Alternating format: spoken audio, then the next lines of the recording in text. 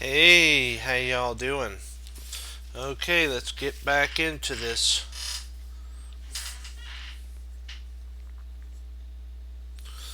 All right.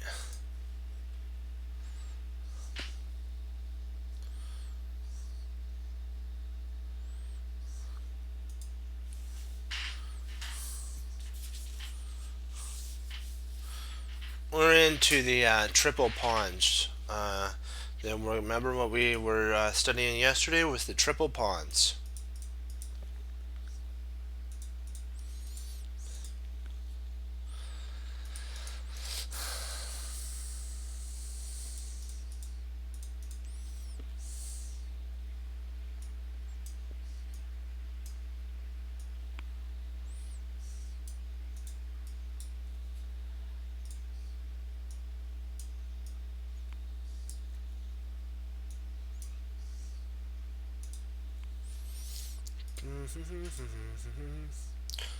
Let's see, one night we should be. Let me make sure we got this. Just give me 1 minute. Appreciate your patience on this. I guess sometimes it just. Ooh, knew I forgot something. Forgot a queen for black. That would really help, wouldn't it?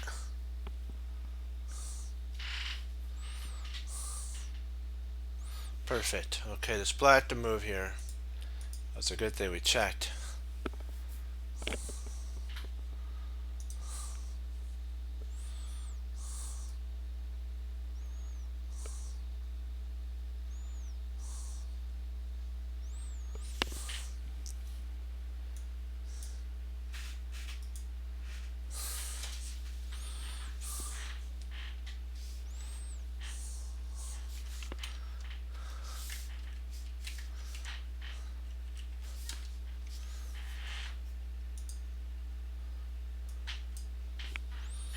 Okay. I've added a pair of bishops. This means that white can now exchange his dark squared bishop. Oops, hold on, I gotta enlarge this. That means that white can now exchange his dark squared bishop for a black knight once the D square is cleared away by b4. One should also note that black's bishop isn't participating in the action. Uh, since black still wants to dominate d4 and should still be dreaming of creating a superior minor piece, the following move makes a lot of sense. And then I'll give you a chance before I put the move in to see if you can spot it. So if you're watching this on a recording, you could pause it right here and then solve it for yourself. So I'll give you a little bit of time to do that. I'll get a drink here.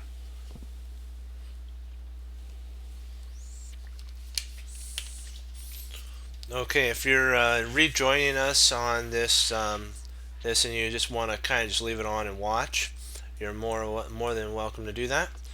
Bishop h6. If you spotted that, that is a wonderful move. Nice job. Because of course you see the idea of what the knight wants to do. The knight wants to implant itself on d5, and the only piece that could potentially trade itself for the knight would be this bishop. And so black wants to eliminate the dark square bishop, so the knight will, after b4, reside there for indefinitely almost. There's nothing wrong with the thematic. Black could actually play this move here too. This actually, but playing a move like Bishop h6 shows that you've learned your minor piece lessons from part 2 very well. So this move means that you learn your minor piece very well. Black offers an exchange of bishops, which would only lead to a monster of a knight. After b5 to b4 versus the terrible light square bishop situation, it also tries to turn the g7 bishop into an active participant in the strategic battle that followed. So if let's just say that the bishop moved away, saying, we're not gonna trade now. This bishop here is an active participant. It can actually come into e3. And let's say that the king goes to h1. Now you have b4 here. And then if pawn takes, you could actually play knight takes here. And at this point, if the queen were to move to attack the bishop, you now have the ability to play, if you want to, you can bring your bishop back, or you can bring your bishop to d5, d4. The bishops would exchange, and now you can take here, and this becomes a wonderful outpost. And let's see how we can get our knight there. So you can sometimes work backwards. So it would take four moves, 1, 2, 3, 4 moves to get there. Or you could do it this way: 1, 2, 3, 4. Either way, you could do it. Some work backwards so that you can see where your knight, where the best spot would be. Like it's be like this: here, here. Sorry, here, here, and then here, and then that's how you could do it too. You could go boom, boom, boom, and then boom, or you can go here, here, here, here, here. You can go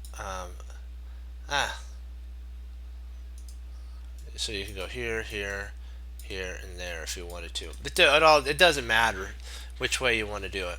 You could even go this way if you felt obliged to do it. It doesn't really much. And so that's kind of the idea that they were talking about. So f4 was played for white, trying to stop the trade of bishops. Bishop takes, king takes, f4, b4, b takes c.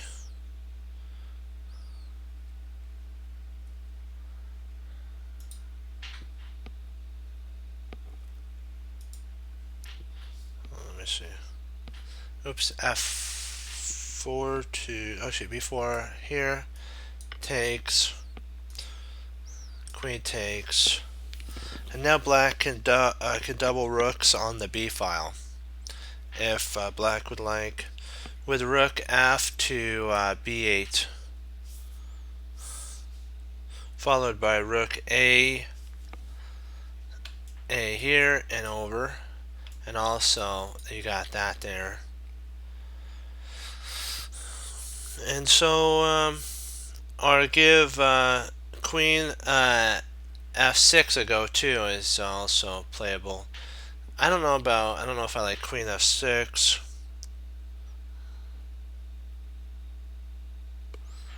After this move here.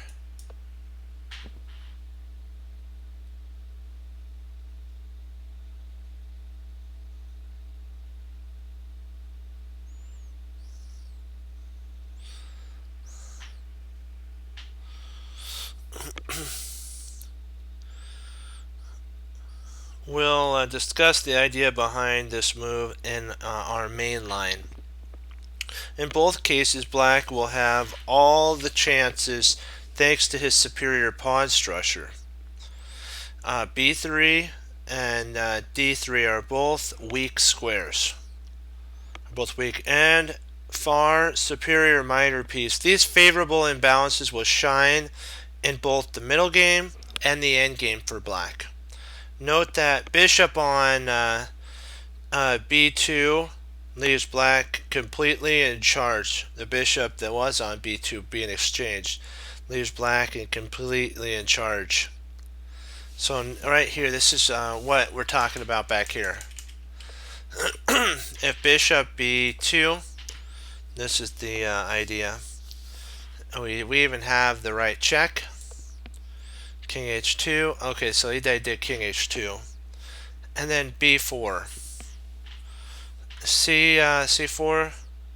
Oh, rook A2. Interesting. Okay, all right. Rook A2 is actually after C4. Rook A2 is best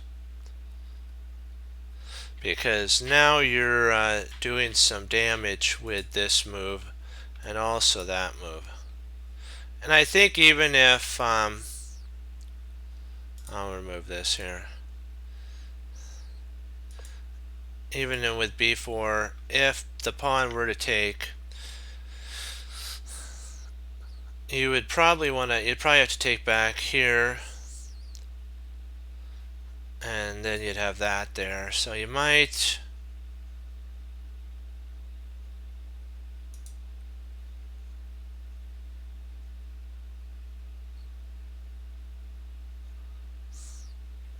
trying to think. I think knight takes is best. Let me see. Yeah, knight takes. And then a bishop here. Oh, wow, the queen's under attack. So, yeah.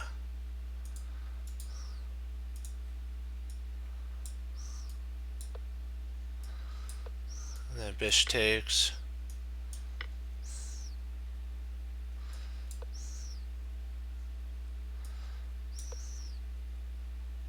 Wow. Okay, that's power. So f4. Okay, b4. Back to our main theme, the creation of a hole on b4 and the hole on d4. f5. Bishop takes c. Queen takes c, and then b takes c. Queen takes c. Then queen f6. An ugly move that's designed to block the f pawn from advancing to f6 while also preparing to get something started on the g file. So I know what you're saying here. I know what you're thinking. Can't you just take here? Yeah, but remember, this gets something started like what they're saying on the g file right here. And so now black's purely in control at this point. And even potentially a queen can implant on g4. And we get our backward, we can actually try to reroute a rook to blockade on g4, maybe if the bishops and knights come off, and then another pair of rooks come off. We get our favorable backward pawn situation.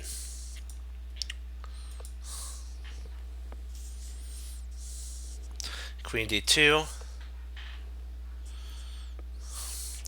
C4.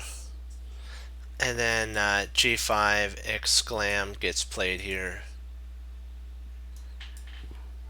Is strong for black.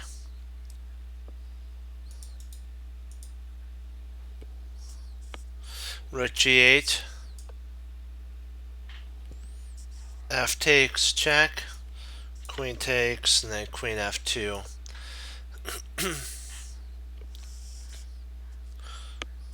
No better is rook f5. Rook f5, knight d4,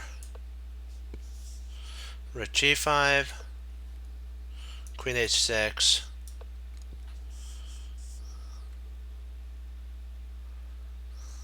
So that nothing better. So queen there. Queen takes g3.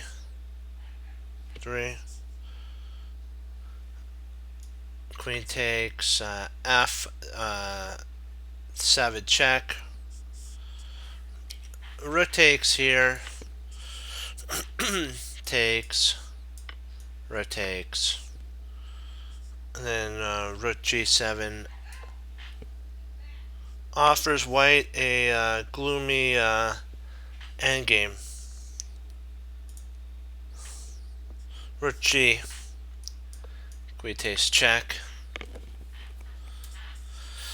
King g8, and then queen f3. Queen takes h4, and so now it's kind of weird. It's whose king side is weaker. It's kind of like This is kind of interesting, to say the least. This is like, whoa, hello.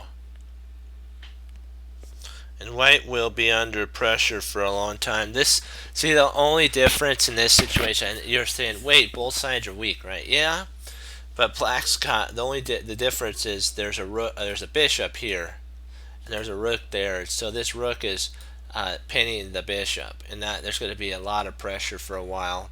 Also, another rook could potentially slide into a2 and cause some chaos there.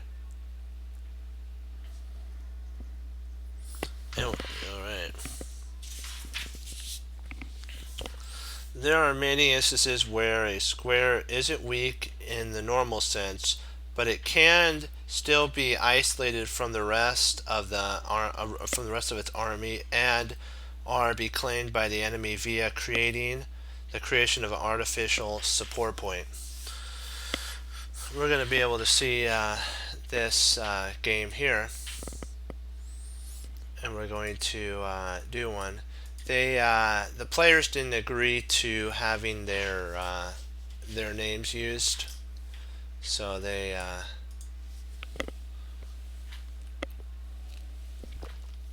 Jeremy Stillman did NN for one and NN for the other.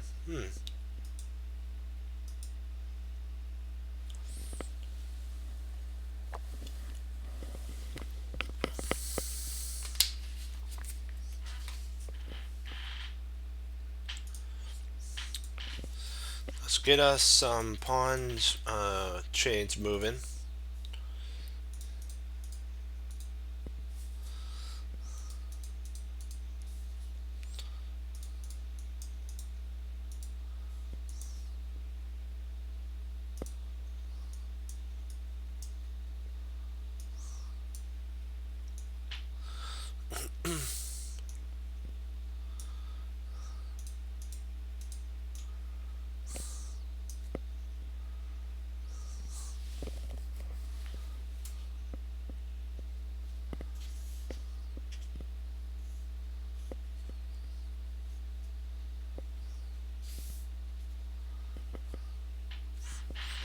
It's black to move here.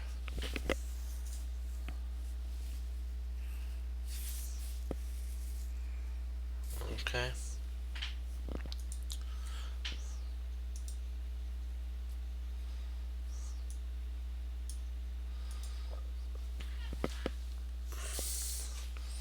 This is NN. It means unknown player, but they probably were known players. But the difference was you got to get permission to sometimes use some of their some games of players. So if you can't get permission, you have to do a unnamed one, unknown one. Just always got to be on guard for the permission of it.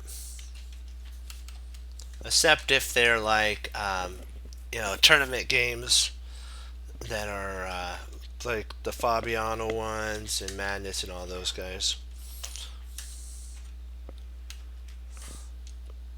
You may have to even get permission there, I'm not sure, so I can't take a leap of stuff like that. If you put it in a book, I'm not sure. But the whole thing is you can use them like this, so that's kind of the interesting thing. So let's get back on topic here. Okay. Alrighty then. So black's a 2100 and white is an 1800. So let's kind of, or the reason I think Jeremy Silman picked these players was to kind of show the slight difference how a few hundred points do affect players' strength and understanding. So it's not like that they know more than you. If you come to the board with the same understanding as a 2100, you'll either draw or win. And if 2100 comes to the board with an understanding of 1800, it's just that's my teacher told me it's just how it is when if you have more knowledge base on board than your opponent, you're gonna outplay your opponent, not because you're any better, but you're more prepared, and home prep is big. That's why you got to study. And then this is what Jeremy Silman talked about right here. So we're going to look at it. The D square would be a great home for black's knight. So the D square would be a great home for black's knight if it could stay there. But white appears to have his house in order, or his pawn chain in order, due to the possibility of making d4 hostile to black via c2 to c3.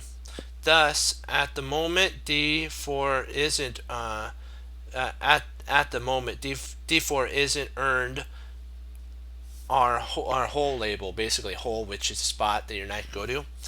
However, there's more regarding the d square than meets the eyes. Our factors in this position: the a2 pawn is vulnerable, and the d file will yet be claimed, and a minor piece battle is underway.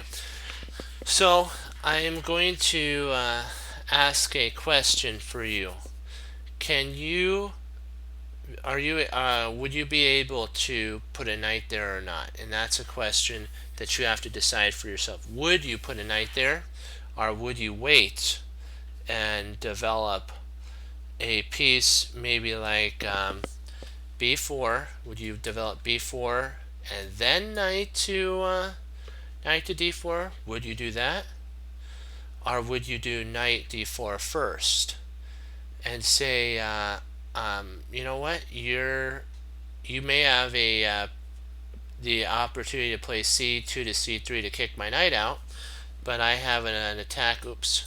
I have an attack here that I can basically fork your queen and your king.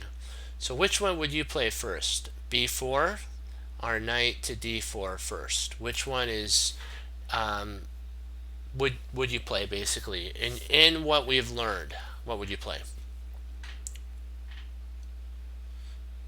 Stop now and analyze both options and see which one you prefer. Okay, if you're continuing to watch and you didn't stop and take a look at it, which is okay, because I like watching chess players go through the whole entire line.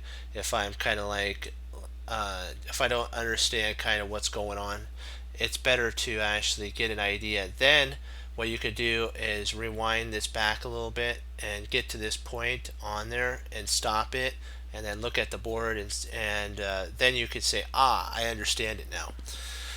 If you said knight to d4, nice job. This move is good. b4 is good, but the problem is there's one sitch. It's not the most forcing move. It's not forcing. This move is the most forcing move because you're threatening to play knight takes f3, which would fork the queen and the king. Placing a knight on a great square and threatening rook takes or b4 also is good for black. But why give white's bishop an access to c4 by playing b4? Why give you the light square bishop that? So queen f2. Now b4. If you played if you thought about b4 after the queen moved, brilliant, brilliant, brilliant, brilliant. You're following along. You're getting an understanding on how to make a permanent outpost for your pieces. How to make a hole. How to actually make a hole, even if a pawn is potentially able to go c2 to c3. You can now take it with b4 takes c3, and your knight is there forever. So this is how to make a hole or an outpost for a knight. Winning the d4 pawn, stopping c3 to c4, black creates an artificial support point on d4. He also fixes the a2 pawn and turns it into an immobile target. So if let me see here.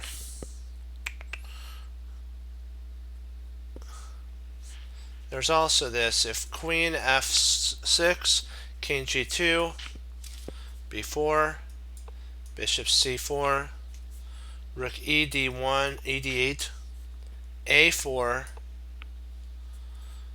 b takes c3, and passing c3,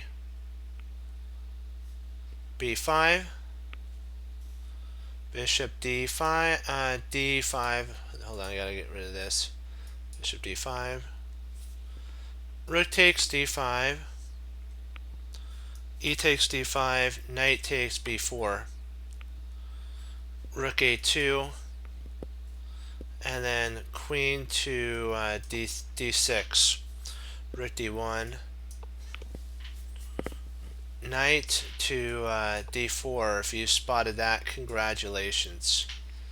That's a double exclam. C takes d, e takes d, rook d to a1, and then b4. A whole other world, though. Black is a rook down.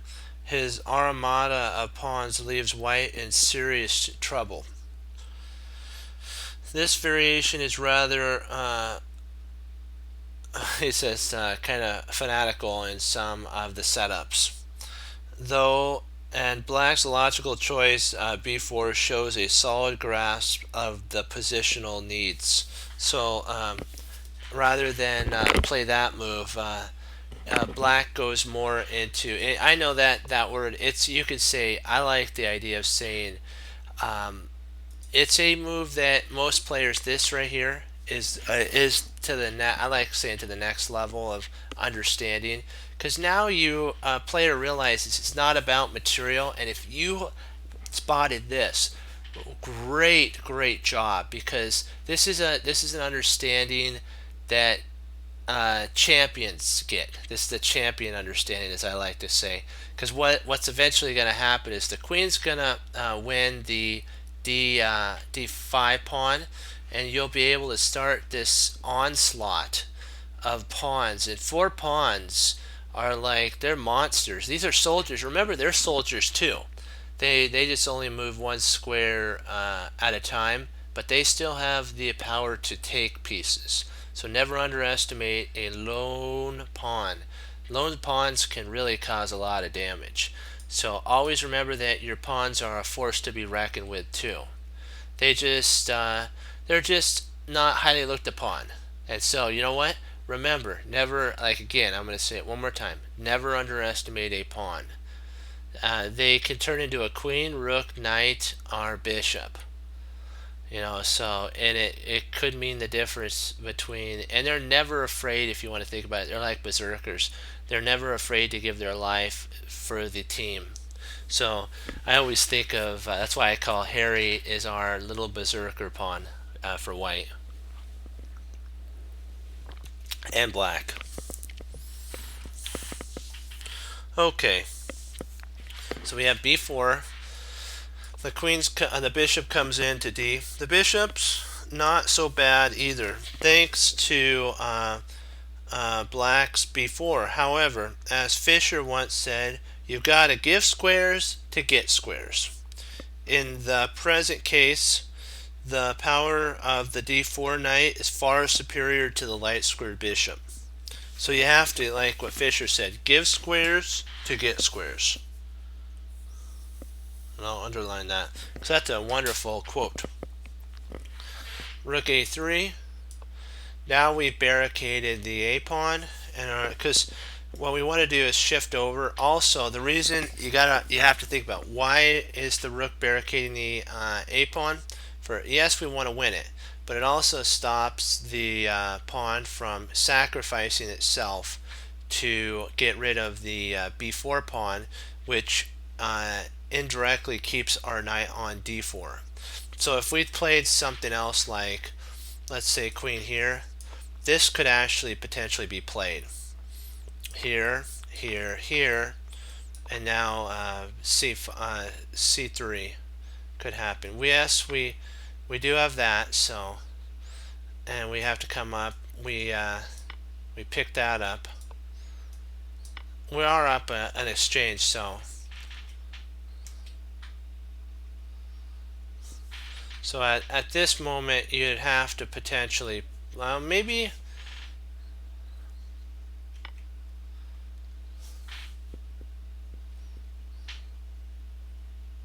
So maybe white wouldn't want to play a3 yet. Maybe we'd have to temporarily play right here, or temporarily play rook right there.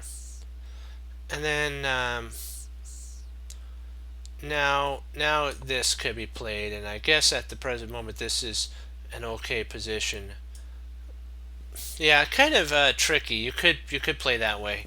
It's kind of a little interesting how one wrong move for white can make their position just teeter on the edge into destruction, as I like to say it. Black continues to demonstrate his or her understanding of target consciousness. He or she sees that A2 is weak. So he or she freezes it in place, knowing as fixing a weakness by making sure if the hole on A3, and then they'll prepare to take scope on the A2 pawn by rook E to A1, and then basically win the pawn by rook takes A2. So like if black tries something like this, this still doesn't hold, and the knights now, actually better would be, instead of taking, would be this here. And then queen takes, or bishop takes. Let's say queen takes. And then now you can take the pawn, and you're up a whole exchange on a pawn. So we can't have the rook going to E2. Let's delete that. Maybe right away you can play that. But then again, you take, and if you try to, wow, I don't see a really good continuation after rook to A3. Yikes, that's not fun. Bishop D5, I'm guessing has to, oops, not bishop D3, bishop D5 has to be played here to get some sort of counterplay. Queen C7, and this is to stop rook to A8. That's the only way to stop rook A8. Rook E to C1. That's preparing to play C3, C2 to C3, and after pawn takes, rook takes to retake back. The idea of rook EC1 is to guard the A pawn by playing rook C2 to C3. However, the situation, the superior knight and the presence again of rook A2 promises black a huge strategic advantage. This means that is quite a static play by white. Huge strategic advantage. This means that a quiet, static play by white will likely prove insufficient. Be it good or bad, I would have tried F4, pawn to F4, striving to get some counterplay on the king side. So rather than this move, they would have tried this. Jeremy Silman would have tried F4 and trying to get some counterplay. And then if rook, oops, you can't do that. That hangs a piece. So if this happens, and let's say queen, and queen here, and now you have a fork, so you're in trouble. Queen A7, C2 to C3, then you take, rook takes, Queen A5 to attack the knight, the rook, I mean. Rook C to C1, and then rook E7. And this is now we're trying to shift over. We can't go to a8, so black makes a new way to get tripled up.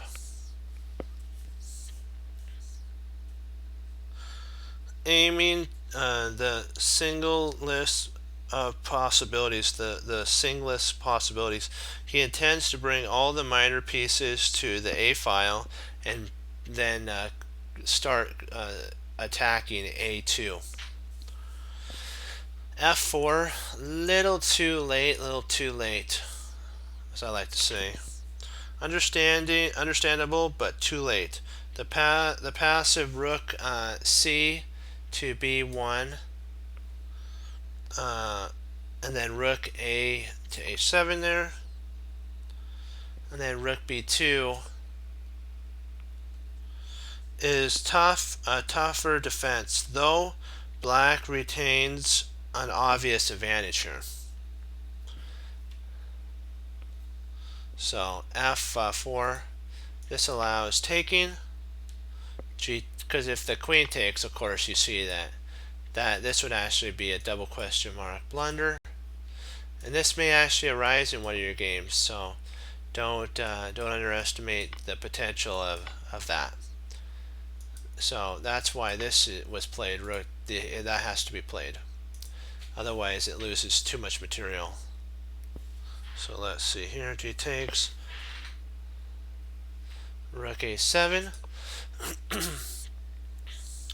and A2 fell.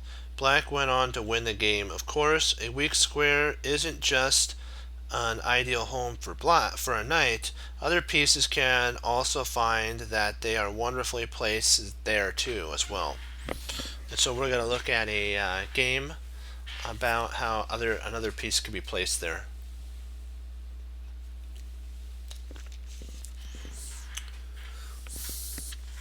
Okay, let's set up the board again.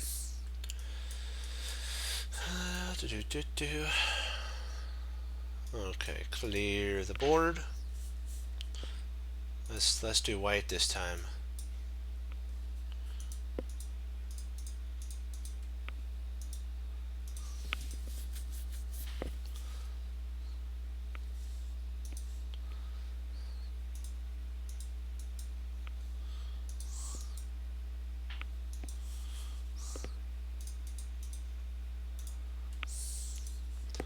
The queens have come off the board, so this is going to be more of a static, long-term playing game.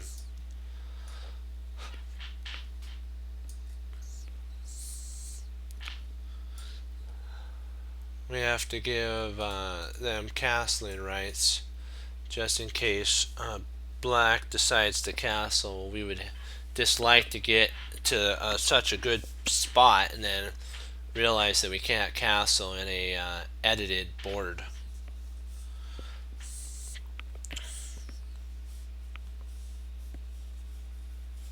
Okay, black to move here. So let's send this into a study. You gotta bear with me while I write the name of the players down. So just bear with me. It's just gonna take us 1 second.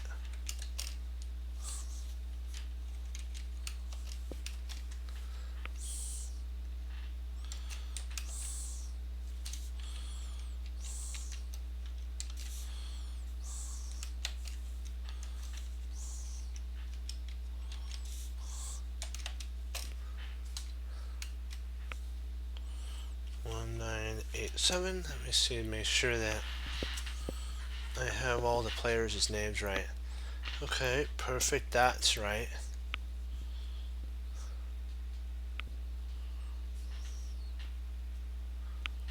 Yep, perfect. We look at it from black's perspective. Alright. Where's the black king's best square? Of course. The F3 pawn. Where is the black's? Where's the black's king best square? Black's king's best square.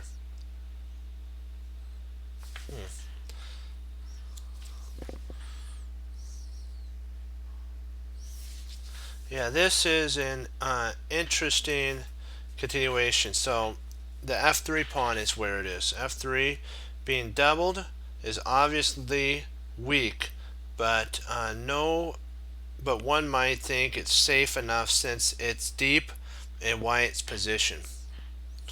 Black's bishop is a dark square piece, thus it can't attack it.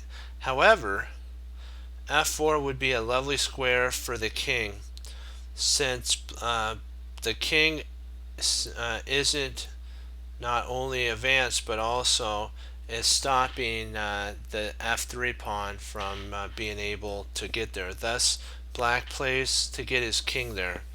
King e2,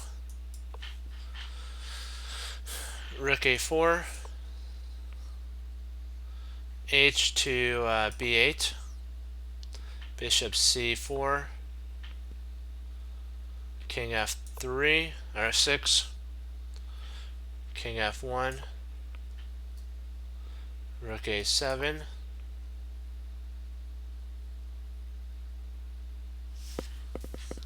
rook e1,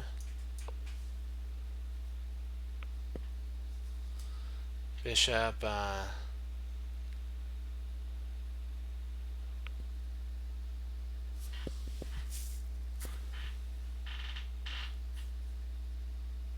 hold on, what did I, oh drat, that pawn, I messed up on the setting up the position. Drat.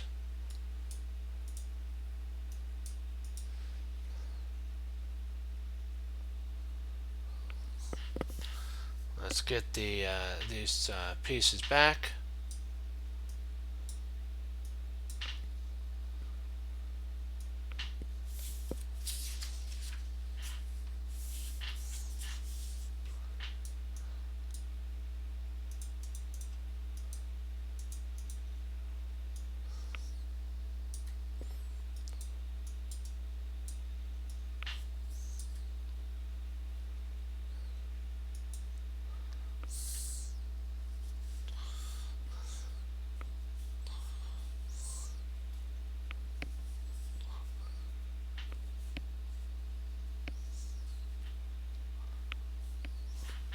Okay, finally we got it.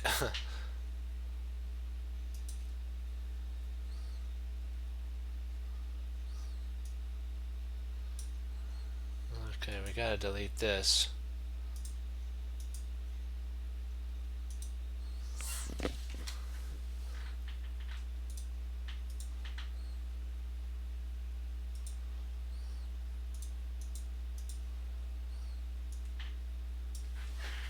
I black the move here,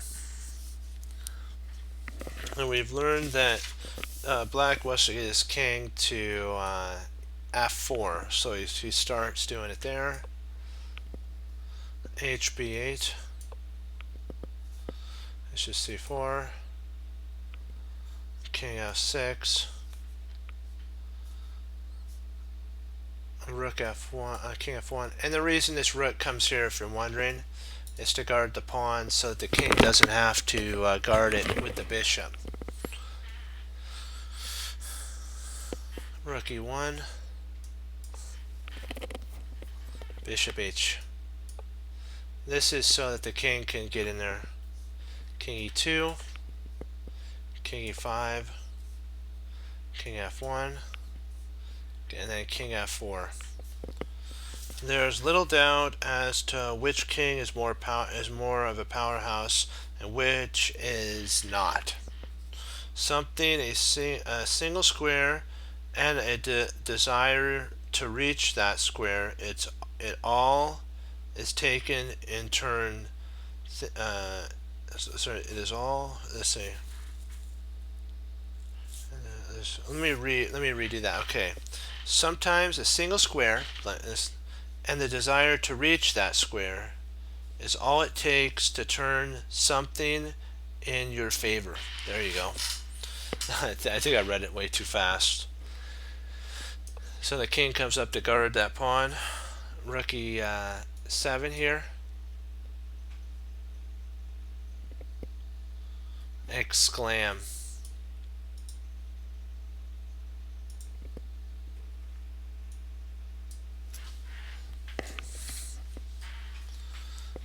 They play a double question mark blunder. This is a double question mark blunder. But if you were thinking bishop takes a6, that's a double question mark blunder.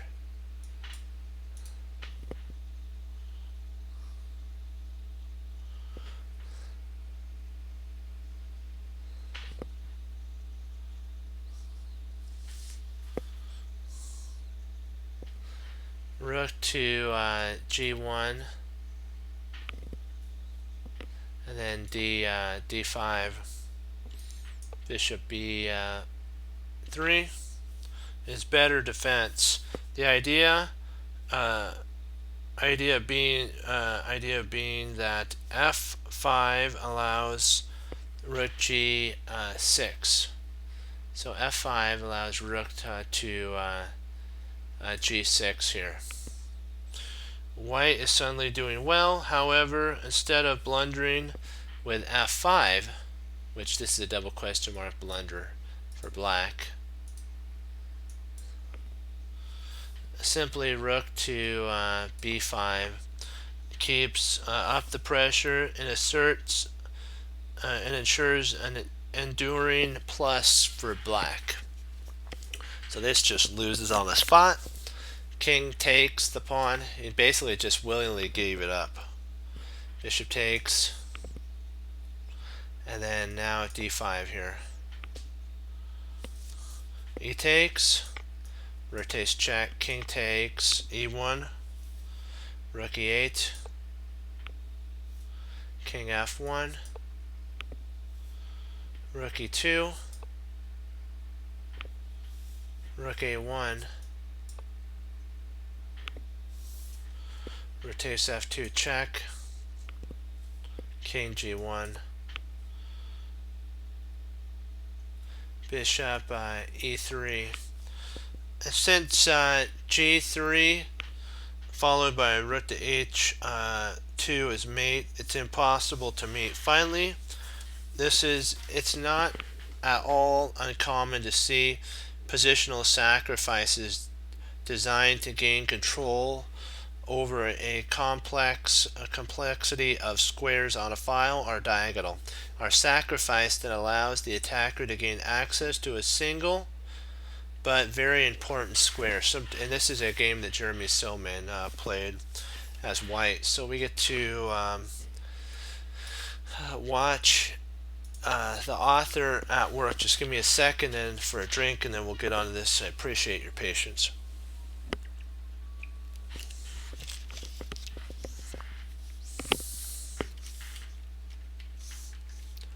Let's see, what do we got here for his opponent?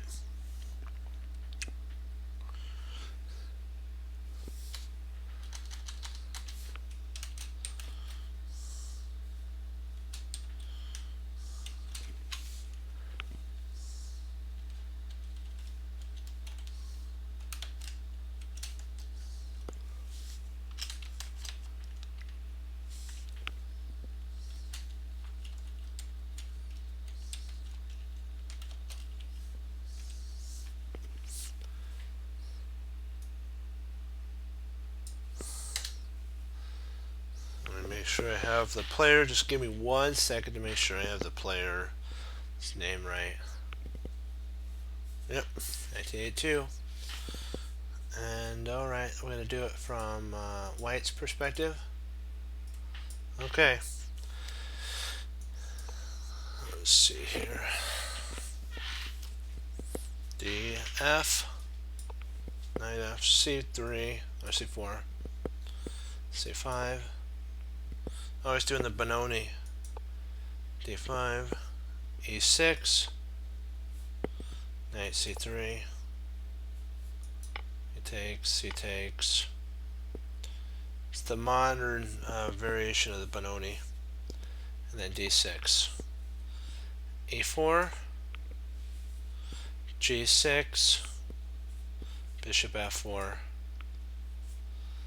A6. This is kind of really odd. Knight F3, B5, Queen E2, knight h5, bishop g5, f6, and then bishop to e3.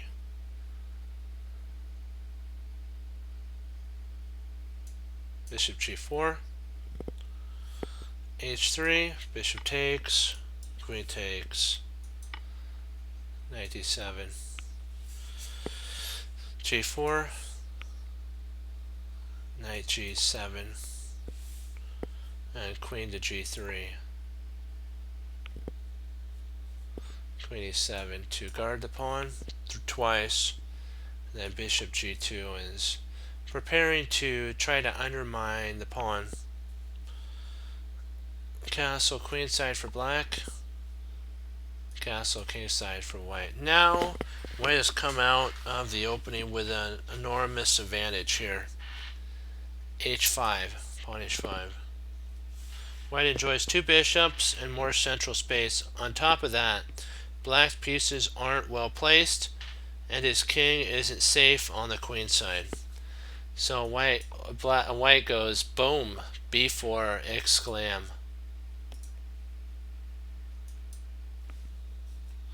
This nice move not only strives to open up the black's king, it aims to take possession of a number of enemy squares,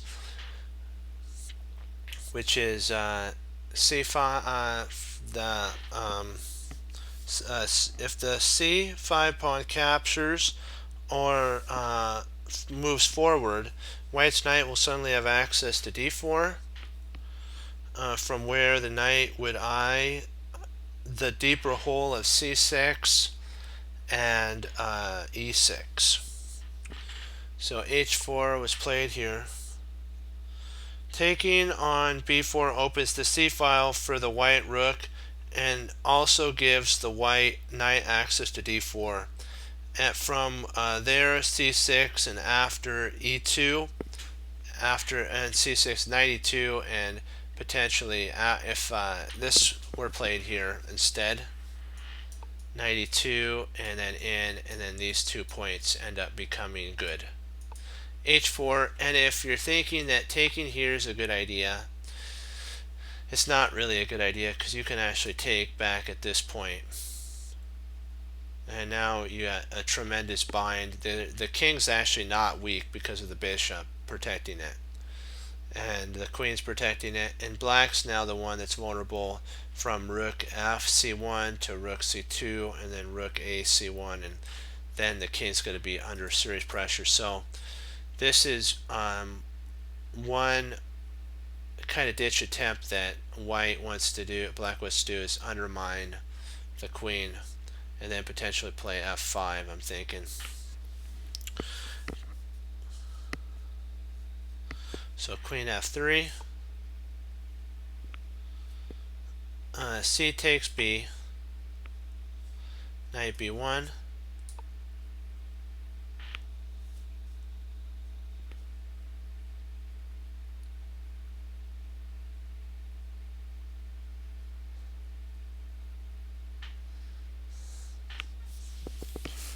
heading for d2 to b3,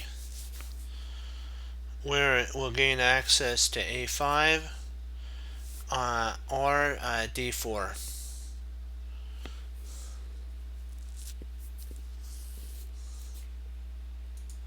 I was wondering why they didn't play that, but I'm thinking that a knight could come in there.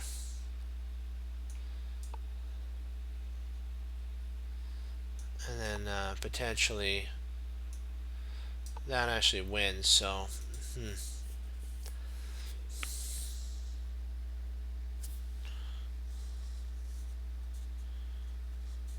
so knight to e5. Oh, that makes a little bit more sense now. I see why he had to play there. If he played this here, the queen actually gets almost trapped almost after here. The queen's kind of offside, and then the knight can actually come in there and cause some problems. So that I understand now why he played B is now because the queen can actually now go to E2 and do more damage that way. Knight E8, bishop B6, rook D7, knight D2. Now we're trying to get all the pieces in play. F5, F4, knight F7, knight B3,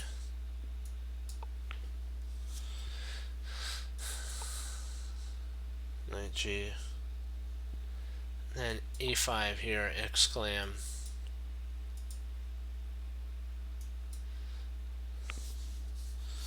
Another nice pawn sacrifice that gives white's knight access to C5.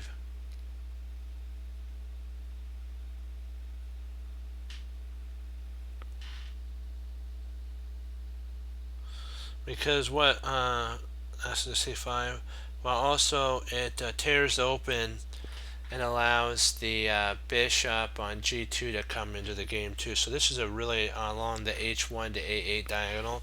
That's a really nice move. D takes. It's kind of forced to take.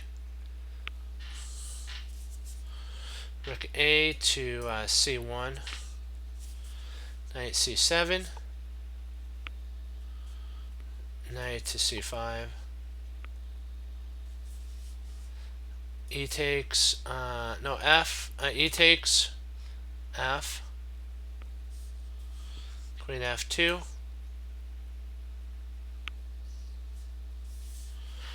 rook takes D5,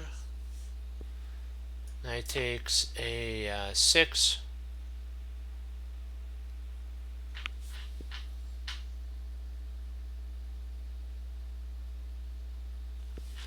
wonder if there's a trick.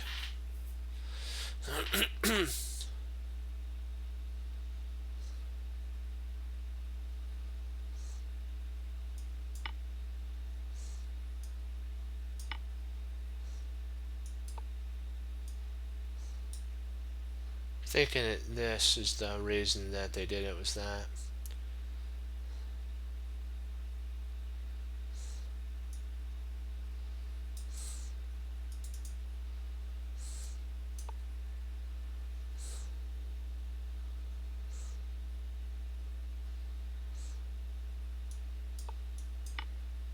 You pick up material, so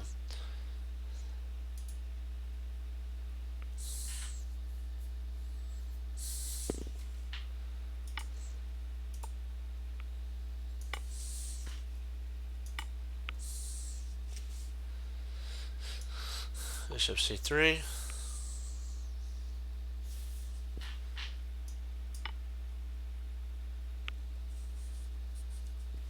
rook D2,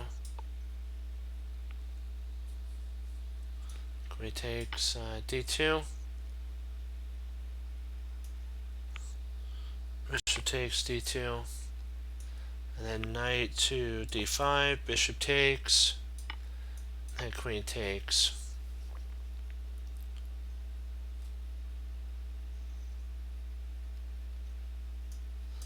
And after a king there, takes,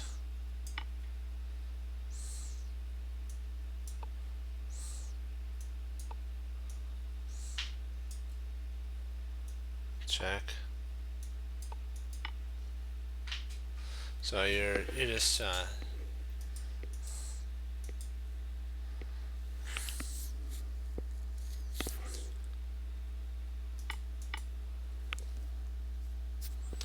and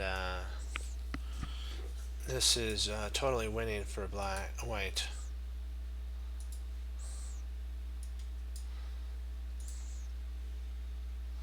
Yeah, I think we're gonna call it at this point here. All right, it's a summary. Perfect. Weak squares. A complexity of weak squares allows a rook to smoothly slide down a file a bishop to do a long distance job of domination dance. A single weak square, for instance, on c4, c5, or c6, allows a knight or another piece to set up shop close or deep inside the enemy camp. These things allow your pieces to become stronger than your enemy's counterpart. 2. At times, a square isn't weak in a normal sense, but it can still be isolated from the rest of the army or claimed by the enemy by creating an artificial support point. 3. Let me stress a point that has been repeatedly made throughout the book. Placing a piece on a square where it doesn't work with the rest of the army is rarely a good idea. Chess is a team game, and you want as many pieces as possible to work towards the same goal. Our next section that we're going to be doing is called dragging down the central enemy king. So just a teaser for our next one is dragging down the central enemy king. So that's going to be fun for tomorrow. So, all right. So remember, team, to, like what Bruce Lee says, take what you know and be able to apply it and do something with it.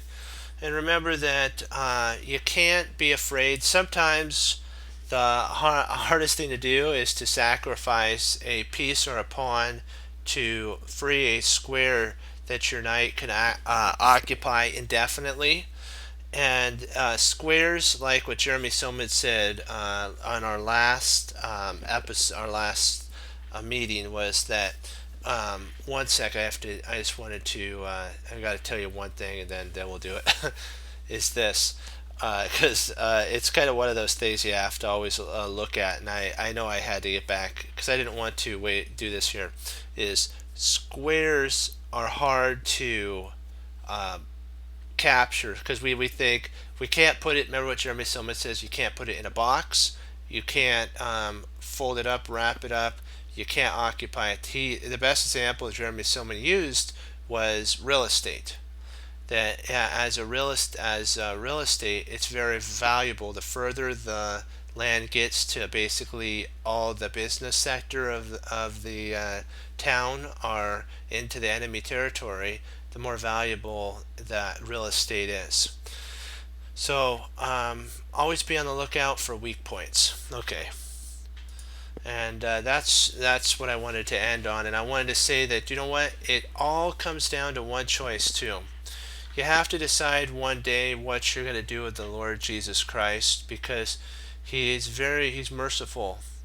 And you know what, he gives us all a choice to either receive him or reject him, and it depends on which one you do that affects your eternal destination.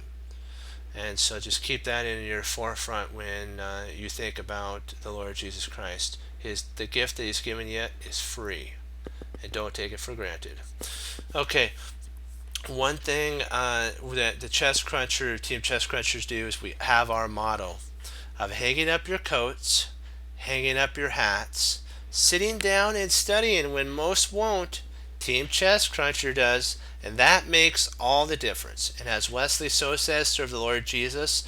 As I say, God bless, and I'll see you next time on Chess Cruncher TV. Have a blessed morning, afternoon, and evening, and Lord willing, I'll be back on tomorrow.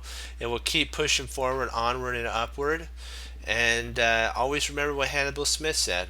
Even inside of a random position, there's always a plan. It may have to be a pawn sacrifice to open up a weak square, but there's always a plan there. And when you get to find it and implement it, and you either win, draw, or you learn, you get to say, I love it when a plan comes together. Okay, 2 thumbs up. Hoorah, be blessed, and I'll see you tomorrow. Team Chess Cruncher, go. Hoorah. Bye-bye, team.